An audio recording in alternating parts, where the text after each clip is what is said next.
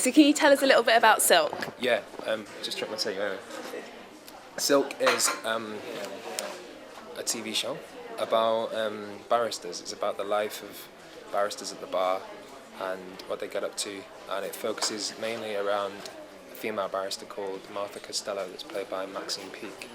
It's kind of about her trials of trying to get to be a QC, trying to get Silk, and how she gets on with that, and the competition within chambers, and her morals within the different trials that she's working on, and how she goes about finding her feet as a woman at the bar, which is often quite a challenging job, I think. What's your character like? My character is Nick Slade, who is Martha's pupil. And for those who don't know, that a pupil is someone who's just left bar school and is coming to a chambers.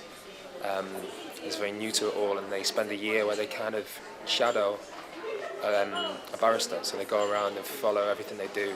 They're in court when they're in court, and they're having a cup of tea when they're having a cup of tea, And there's two pupils. There's Nick and a character called Neve Cranich, who's played by Natalie Dormer. And they're both in competition for one place at the chambers to be a barrister.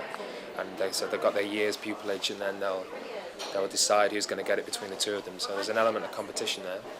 And Neve is assigned to Clive Reader, who's played by Rupert Penry-Jones, who is also in competition with Maxine's character Martha to get to be a QC. So you kind of have the two camps that are both going for the same jobs, if you like. He seems to have quite strong principles. How does that change over the series? It doesn't really. I mean, he very much knows he's coming.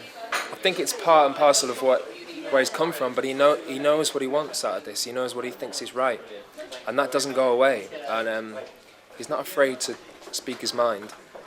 And I think perhaps at times that could get him into trouble. It can be quite cocky in some people's eyes, but I don't think it's ever misjudged or ill-informed.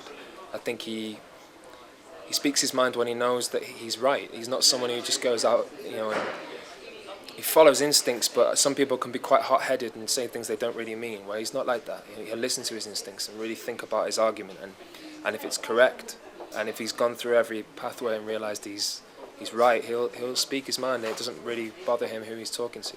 Can you relate to him at all? Massively, yeah. Sometimes you get characters that are quite far removed from you, and sometimes you get characters that sit comfortably with you. And I mean, Nick and me are very, very different in many, many ways. But I think there's a certain his temperament, I guess, is quite similar to mine, and that was the thing that I could really connect to. Like the way he is around people, and the way he, kind of what I was just talking about. I think I'm like that in some ways.